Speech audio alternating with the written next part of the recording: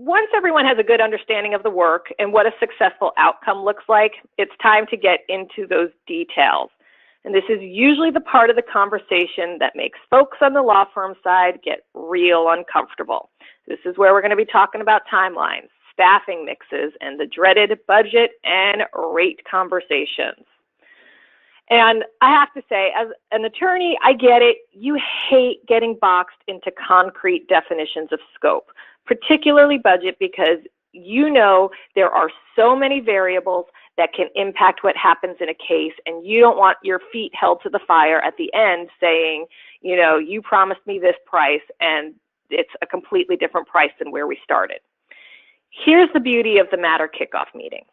This is your opportunity to talk about these variables and the likelihood of each of them occurring. This way, the client isn't taken off guard by them if one of these unlikely scenario occurs later. That's when you say, you know I said it was unlikely, but I did say it was possible, and unfortunately, it's this perfect storm of variables, and now we're looking at an increase in budget of, $50,000, $100,000, whatever the price is. Most clients, I have found, are in fact reasonable individuals. They understand that different factors can result in different outcomes. What clients do not understand is if you don't share that information up front, and ultimately the matter takes a different path than the one you originally told them that it was going to.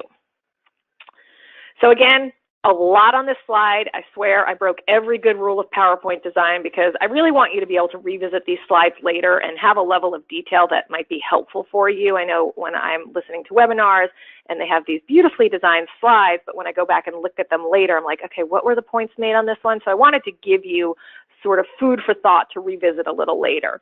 And what I've supplied here for you are some questions that you can ask your client to understand where their head is around these scope topics like timelines, budgets, and staffing.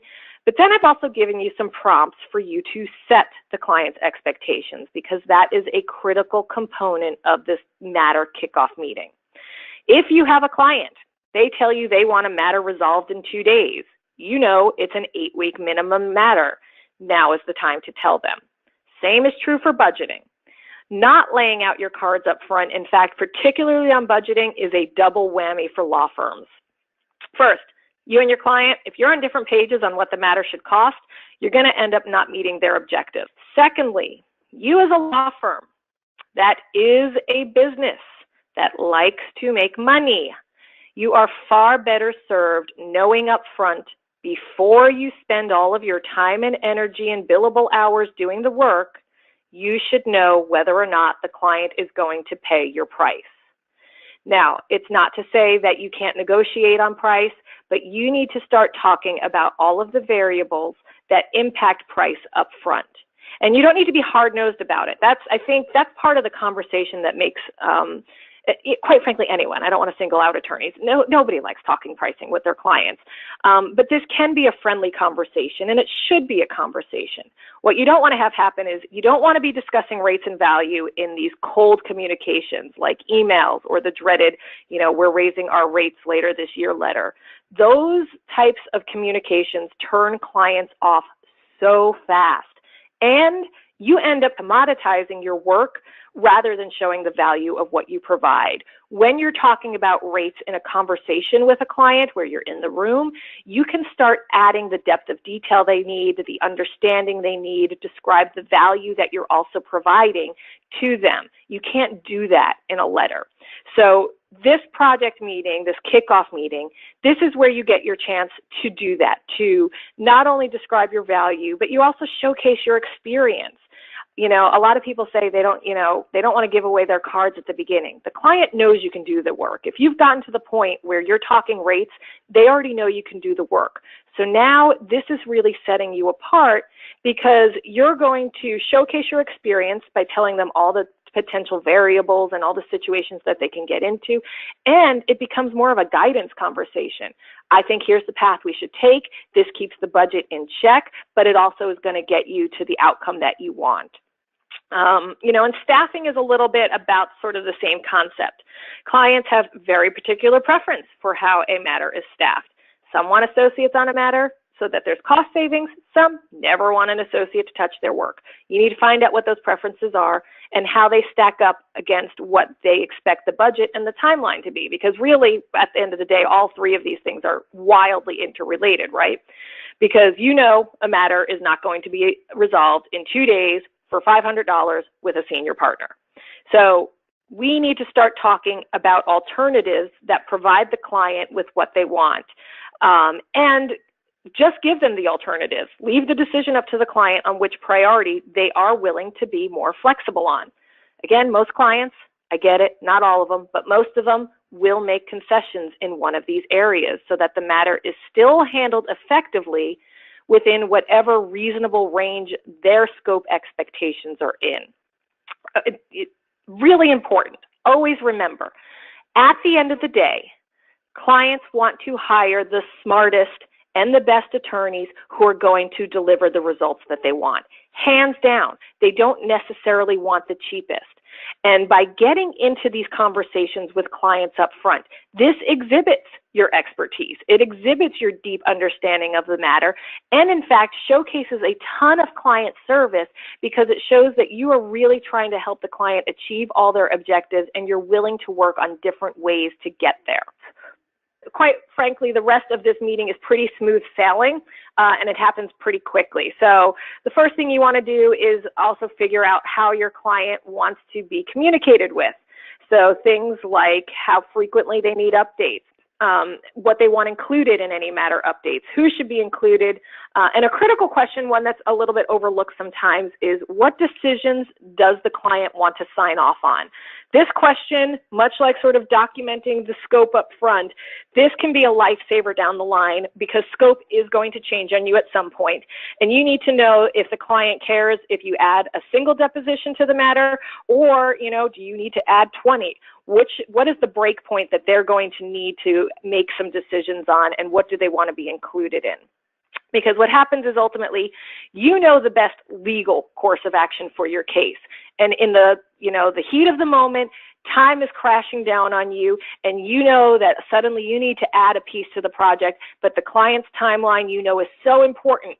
You still have to stop and ask the client because it's their decision. They know their risk threshold. They know their willingness to expand scope, and you don't want you making what you think is the proper legal decision to ultimately be the item that, upends the client relationship because you went ahead, you made this decision without authorization. Now the scope's blown up. They've got to go back to their CFO and they look like an idiot.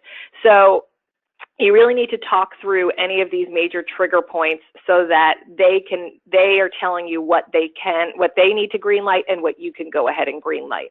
It's all about eliminating those surprises for your clients.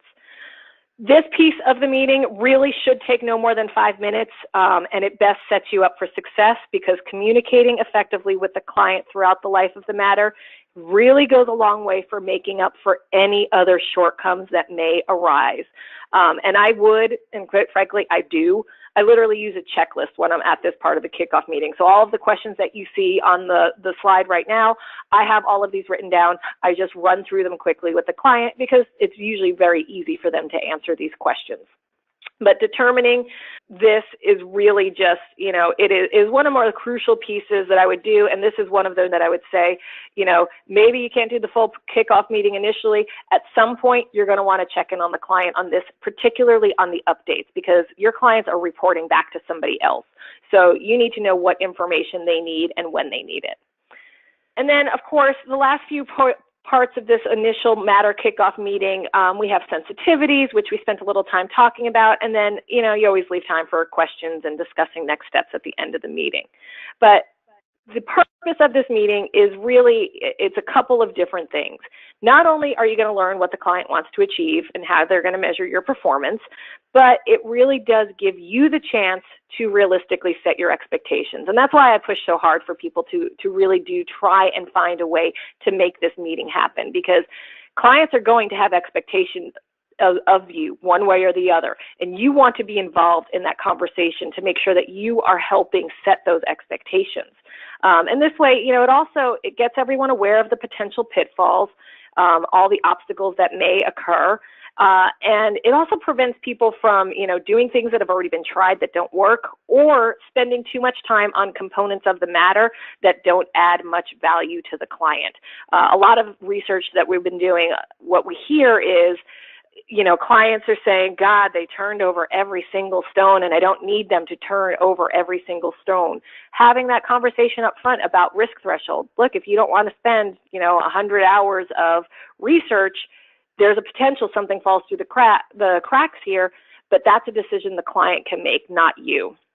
You want everyone, again, at the start of the matter, to know as much as possible. This will then, again, have fewer instances of having to go back to the drawing board, fewer write-offs at the end of the matter, and you'll be less likely that you're going to have to explain to the client at the end of the matter why it was smart for you to hire them in the first place. No one wants to be in the position of having the client question your capabilities because you inadvertently, didn't hit all of those objectives because you didn't take that time to have a scope discussion at the start of the matter. You see my contact information here. I know a lot of this, you're going to have to digest a lot of what I've told you today. Take a look through the slides for some of those additional details. Feel free to reach out to me.